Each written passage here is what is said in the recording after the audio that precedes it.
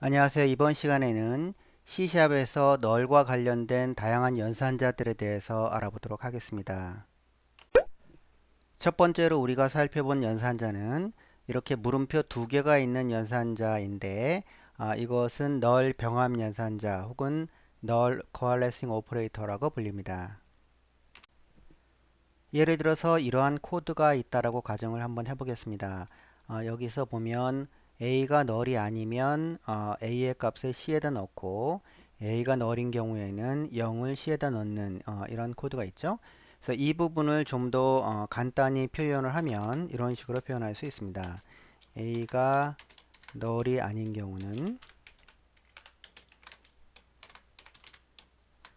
A의 값을 C에다 넣고 그렇지 않으면 0을 C에다 넣어라. 이런 식으로 표현할 수 있겠죠. 여기서의 물음표 콜론 표현은 물음표 앞에 있는 식이 참이면 물음표 다음에 있는 것에 실행을 하고 그렇지 않으면 콜론 다음에 있는 것에 실행을 해서 그 값을 지금 C에다가 할당을 하는 것이죠. 그래서 널이 아니면 A의 값을 C에다 할당을 하고 널이면 0의 값을 C에다 할당을 하는 그러한 표현입니다. 이러한 표현은 다시 null coalescing 오퍼레이터를 이용해서 좀 더 간단하게 표현할 수 있습니다. 그래서 C는 A 하고 물음표 두 개를 하고 0 이런 식으로 표현할 수 있습니다.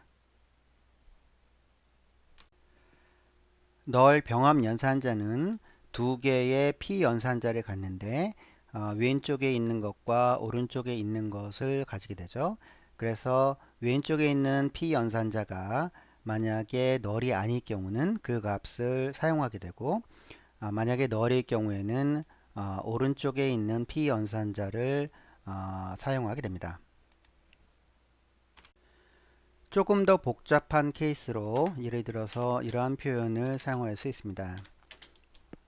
물음표 두 개를 치고 b를 체크하고 물음표 두 개에 예를 들어서 -1 이런 식으로 이것이 의미하는 것은 A가 null이 아니면 A를 사용하고 C에다 A를 넣고 만약에 null일 경우에는 이 부분을 사용을 하는데 또다시 B가 null인지를 체크를 해서 그것이 null이 아니면 B를 리턴을 하고 만약에 null일 경우에는 -1을 리턴하는 것이죠. 그래서 C에 두 개가 A하고 B가 null일 경우에는 C에 -1이 들어가게 됩니다.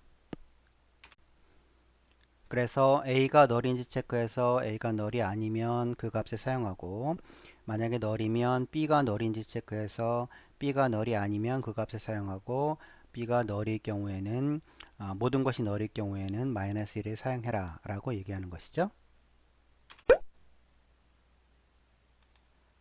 다음으로 null 병합 할당 연산자에 대해서 알아보도록 하겠습니다. null 병합 할당 연산자의 간단한 예를 보면 예를 들어서 A 물음표 두 개 이꼴 0 이런 식으로 사용할 수 있습니다. 이 표현은 A가 null이 아니면 A를 사용하고 A가 null일 경우에는 A에다가 0이라는 값을 집어넣어라 이런 뜻이 되겠죠. 그래서 굳이 표현을 하자면 이 표현은 이러한 표현과 동일합니다. A가 null인지를 체크해서 null이면 제로를 다시 A에다 할당하는 그렇지 않으면 그대로 A를 사용하는 이런 표현과 동일한 표현입니다. 그래서 이것을 좀 더 활용을 해보면 이런 식으로 표현할 수 있습니다. 예를 들어서 스코어라고 하는 정수 배열이 만약에 null이면 새로 리스트를 할당을 해서 정수 배열을 할당을 하고 거기다가 add 메서드를 호출을 해서 어떤 값을 집어넣는다 이런 식으로 표현할 수 있겠죠. 만약에 여기서 스코어스가 만약에 null이 아니면 이런 할당은 일어나지 않겠죠. 여기서 이런 할당은 일어나지 않습니다. 왜냐하면 그거 자체가 null이 아니기 때문에 바로 scores.add 이런 식으로 표현할 수 있습니다. 그런데 이것이 만약에 널이면 초기화가 안 되어 있기 때문에 이런 식으로 기본적인 동적 배열을 할당해서 이 변수에 할당해서 그 다음에 이런 add 메서드를 호출할 수 있도록 이렇게 표현할 수 있습니다. 그리고 이러한 스코어스의 add를 호출을 할 때 여기서 우리가 사용했던 이 표현을 그대로 카피해서 이렇게 적을 수도 있습니다. 그래서 예를 들어서 이런 식의 표현이 가능하죠. 여기서 파라미터 a는 nullable integer 타입이죠. 그래서 null이 될 수 있기 때문에 만약에 null일 경우에는 a에다가 0을 할당하면서 그 값을 이 스코어스에 추가하게 되는 것이죠. 그리고 만약에 null이 아니라면 바로 그 인티저 값을 이 스코어스에 추가하게 됩니다. 한 가지 말씀드릴 것은 이 null 병합 할당 연산자는 C# 8.0에서 도입된 새로운 연산자입니다. 그래서 C# 8.0에서만 사용할 수 있습니다. 8.0과 그 이후 버전에서만 사용할 수 있는 연산자입니다.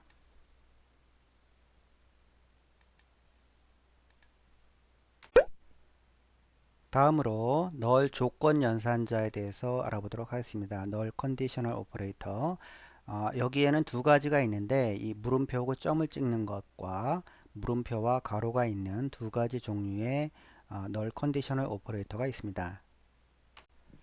먼저 null conditional operator를 사용하는 아주 간단한 예제를 들어보기 위해서 여기서 준비해둔 코드를 한번 복사를 해보겠습니다.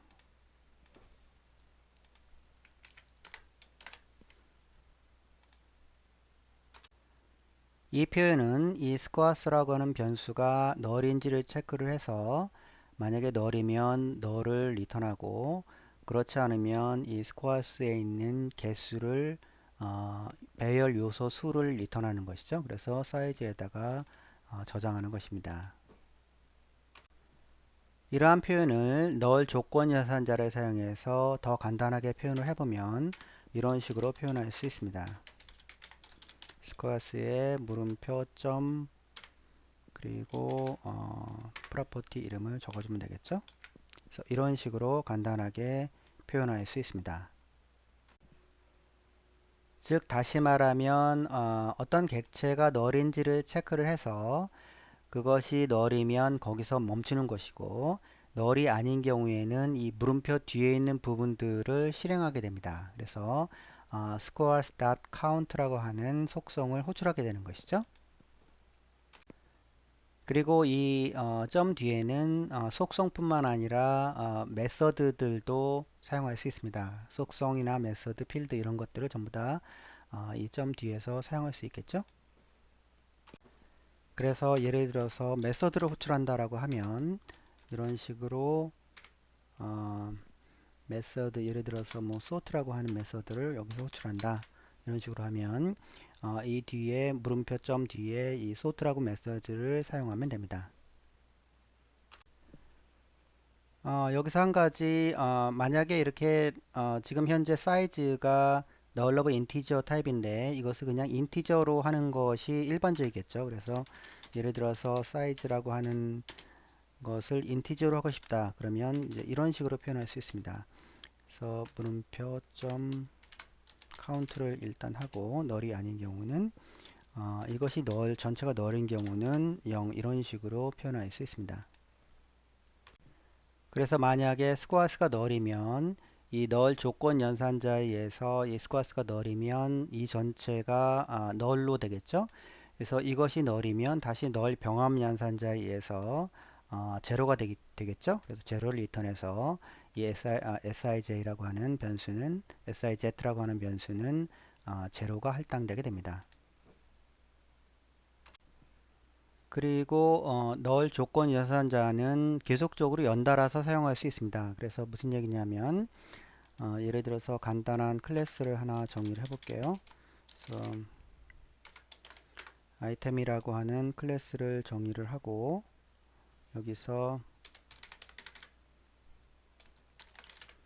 이 아이템이 child라고 하는 속성을 갖는다라고 해보겠습니다.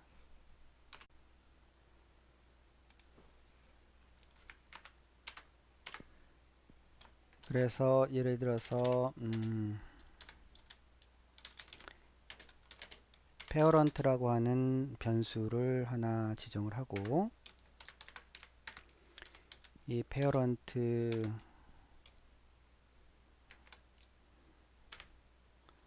물음표 점을 찍어서 child를 차일드 속성을 액세스를 하고 child가 만약에 널이 아니면 그 밑에 있는 손자 child를 액세스를 하고 그것이 또 널이 아니면 증손자 객체를 이런 식으로 액세스 하고 싶을 때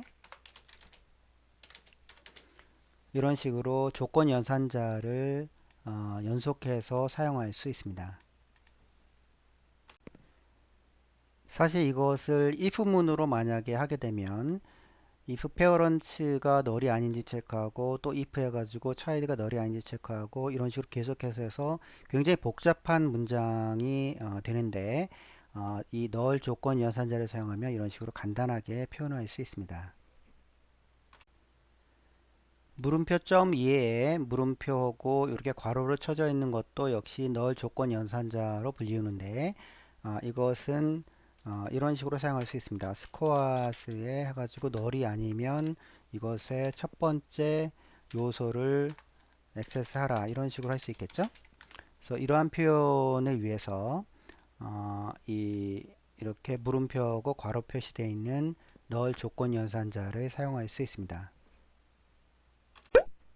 그래서 널 조건 연산자를 한번 정리를 해보면 이런 식으로 물음표 점을 찍어서 프로퍼티나 필드나 이벤트 같은 것들을 같은 멤버들을 액세스할 수 있고 그리고 이렇게 물음표 점을 찍어서 메서드를 호출할 수 있습니다. 그리고 마지막으로 물음표 괄호를 쳐서 컬렉션에서 어떤 인덱스를 줘서 특정 요소를 가져오는 그러한 작업들을 진행할 수 있습니다. 마지막으로 델리게이트에서 널 조건 연산자를 사용하는 부분에 대해서 잠깐 알아보도록 하겠습니다. 먼저 간단한 이벤트를 하나 정의를 해보겠습니다. 그래서 퍼블릭 이벤트를 그래서 이벤트 핸들러가 인티저를 파라미터로 갖는 이벤트 핸들러 델리게이트를 정의하는 것이죠. 그래서 completed라고 하는 이벤트가 있다라고 가정을 해보겠습니다. 통상적으로 이러한 이벤트를 fire하는 코드는 이런 식으로 사용할 수 있습니다. 그래서 예를 들어서 completed라고 하는 이벤트가 널이 아니면 그것에 fire 하면 되겠죠. 그래서 fire를 이런 식으로 this 객체 그리고 인티저 예를 들어서 뭐 100 정도 이런 식으로 사용할 수 있습니다. 이렇게 호출할 수 있겠죠. 그런데 이러한 코드는 스레드 세이프하지 않습니다. 왜냐하면 멀티스레드가 이 complete라고 하는 이벤트를 동시에 액세스할 수 있고 변경할 수 있기 때문에 이 코드는 스레드 세이프하지 않죠. 그래서 멀티스레드에서 이 메서드를 사용하기 위해서는 이런 식으로 로컬 변수에 이벤트를 이런 식으로 집어넣고 그 로컬 변수를 사용하면 되겠죠. 그래서 이런 식으로 사용하면 됩니다. 이러한 표현을 널 조건 연산자를 사용해서 만약에 간단하게 표현하고 싶으면 이렇게 표현할 수 있습니다. 그래서 물음표 점을 찍고 invoke라고 하는 메서드를 사용을 해서 this하고 100 이런 식으로 파라미터를 전달하면 되겠죠. 여기서 한 가지 주목할 점은 이러한 표현은 thread safe한 표현인데 이 complete라고 하는 이벤트를 한번 evaluation 해서 그것을 숨겨진 로컬 변수에 넣은 다음에 그 다음에 그것이 널이 아니면 invoke라고 하는 메서드를 호출하게 됩니다. 그래서 이 전체가 thread safe한 표현이 됩니다. 그래서 지금까지 C샵에서 널과 관련되어 사용되어지는 다양한 오퍼레이터들에 대해서 알아보았습니다.